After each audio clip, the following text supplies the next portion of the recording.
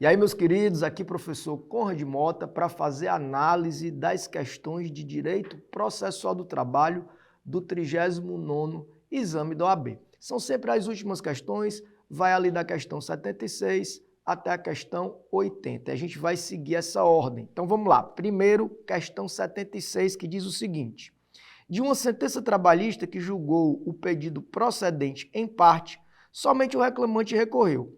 No prazo de 8 dias da intimação acerca do recurso, a sociedade empresária apresentou contra-razões ao recurso ordinário e recurso ordinário adesivo. Do recurso adesivo, o juiz concedeu vista ao reclamante, que se manifestou desistindo do recurso principal. Diante do caso retratado e nos termos da legislação em vigor, assinale a afirmativa correta. Primeira coisa que você deve entender é que o recurso adesivo é compatível com o processo do trabalho. Apesar da CLT não trazer a previsão dessa figura, o CPC disciplina o recurso adesivo e a súmula 283 do TST considera o recurso adesivo compatível com o processo do trabalho, portanto, a interposição do recurso adesivo aqui era possível.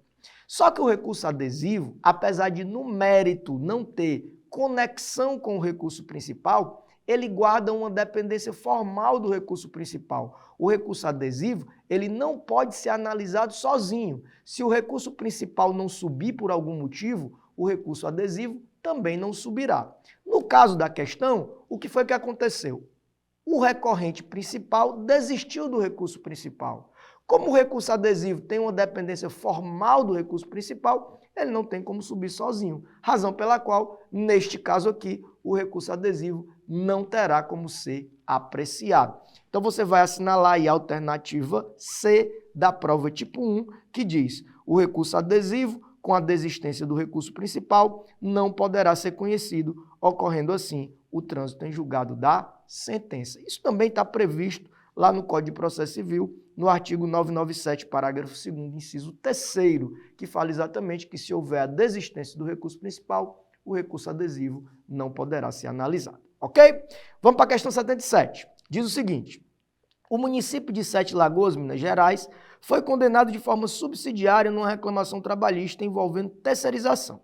Sendo infrutífera a execução contra o prestador dos serviços, a empresa privada, a execução foi direcionada em desfavor do município, que é Fazenda Pública, que pretende ajuizar embargos à execução, questionando os cálculos. Sobre o caso, de acordo com a lei de regência, assinale a afirmativa correta.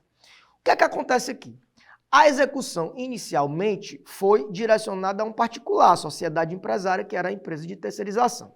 Como ela não tinha patrimônio, direcionou-se a execução ao tomador de serviços terceirizados, que neste caso é uma fazenda pública, cujos bens são impenhoráveis e inalienáveis.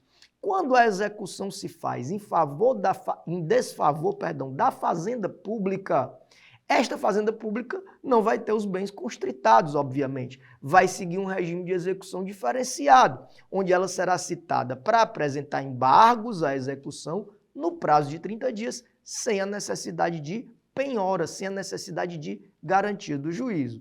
E uma vez sendo julgados os embargos, segue-se-á para o procedimento de precatório judiciário ou requisição de pequeno valor, dependendo do valor da execução. Então, neste caso aqui, o município, por ser fazenda pública, poderá apresentar embargos sem a necessidade de garantia do juízo. De modo que a alternativa que você vai assinalar é a alternativa B da prova tipo 1, que diz: é desnecessária a garantia do juízo diante da natureza jurídica do executado, que é fazenda pública. Lembrando que fazenda pública são os órgãos da administração direta e também as autarquias e fundações, ok? Isso está fundamentado no artigo 535 do Código de Processo Civil, que disciplina a execução contra a fazenda pública. Questão 78, diz o seguinte: John estava empregado em uma sociedade empresária de óleo e gás, mas foi injustamente dispensado por justa causa, com base em uma falsa acusação de consumo de álcool a bordo da plataforma no dia 20 de 3 de 2023. Você, como advogado de John, ajuizou reclamação trabalhista e a única testemunha do seu cliente não fala ou entende português, apenas inglês. Você arrolou como testemunha e já requereu e obteve o benefício da gratuidade da justiça. Sob seu requerimento para a produção da prova, assinale a afirmativa correta. No processo, é obrigatório o uso do vernáculo, portanto, todos devem se manifestar, os atos devem ser praticados no processo sempre na língua nacional. Nesse caso, era a coleta de um depoimento testemunhal. Como a testemunha não fala a língua nacional, seria aqui necessária a utilização de um intérprete, que é um auxiliar da justiça. E o intérprete, como é um particular, ele vai ter direito de receber os honorários. E quem pagará os honorários do intérprete? De acordo com o artigo 819, parágrafo 2º da CLT, os honorários do intérprete são pagos pela parte sucumbente na ação, ou seja, pelo perdedor. E se ela for beneficiária da justiça gratuita, quem pagará será a União, o que faz com que a alternativa A da prova tipo 1 seja a alternativa verdadeira, que diz o seguinte: você deverá requerer ao juiz o intérprete, que será custeado pela ré, se sucumbente no objeto da prova, ou pela União, se você for a parte sucumbente. Isso está de acordo, como eu disse, com o artigo 819, parágrafo 2º da CLT.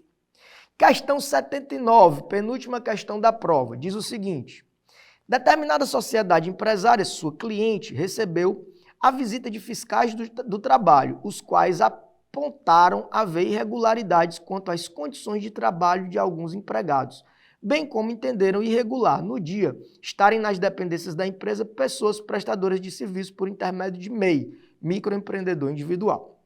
Diante disso, foram lavrados 2 autos de infração aplicando multas severas, sendo concedido prazo de 30 dias para pagamento sob pena de fechamento do estabelecimento.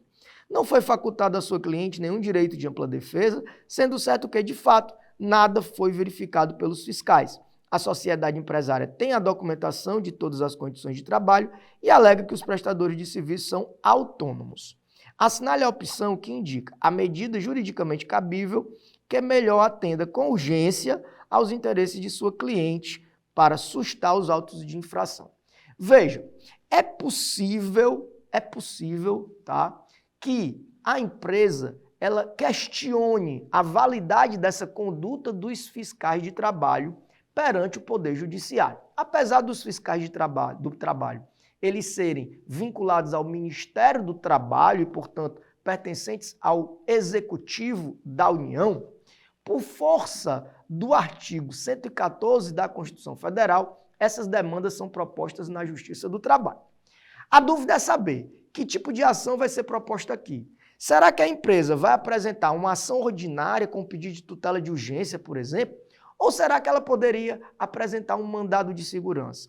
O enunciado da questão vai nos dar as respostas, porque ela diz que a empresa tem prova documental sobre o ocorrido. E também há uma clara violação à lei, não foi dado a ela o direito de ampla defesa dentro do processo administrativo. Então, dentro dessa situação, considerando que não há necessidade de dilação probatória e os fiscais são autoridades trabalhistas que agiram de forma abusiva e ilegal, a empresa poderá apresentar mandado de segurança. E esse mandado de segurança contra os fiscais vai ser julgado perante a Justiça do Trabalho por força do artigo 114, inciso 4 da Constituição Federal. Então, a alternativa que você vai marcar aí é a alternativa A de aprovação na prova tipo 1, que diz mandado de segurança na Justiça do Trabalho. E a última questão, que é a questão 80, diz o seguinte: em uma reclamação trabalhista na qual o reclamante postula apenas o pagamento das verbas devidas pela extinção do contrato, a sociedade empresária alegou, em sua defesa, que nada seria devido, porque o ex-empregado praticou uma falta grave e por isso foi dispensado por justa causa. Na audiência de instrução, cada parte conduziu 2 testemunhas e, após ouvir os depoimentos pessoais e considerando a tese da contestação, o juiz decidiu ouvir primeiramente as testemunhas do reclamado e após as do reclamante. Diante dos fatos e da previsão contida na CLT, assinale a afirmativa correta. Veja, como regra, geralmente o juiz escuta primeiro as testemunhas do autor e depois as testemunhas do réu.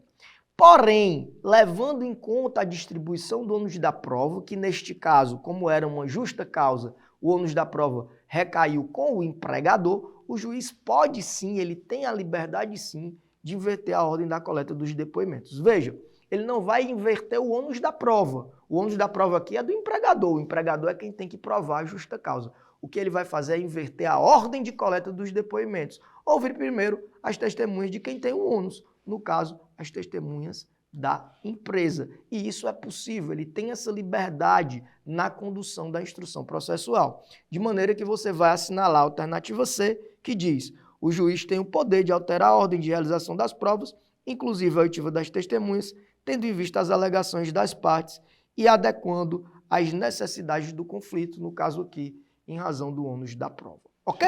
A prova estava tranquila, não tem nenhuma questão de direito processual do trabalho anulável, todas elas têm as suas respectivas alternativas e também não são geradoras de nenhum tipo de dúvida que provoque anulação. Então a gente fica por aqui, espero que você tenha gostado e tenha se dado bem nessa prova, nesse exame 39 da OAB FGV. Um grande abraço e até a próxima.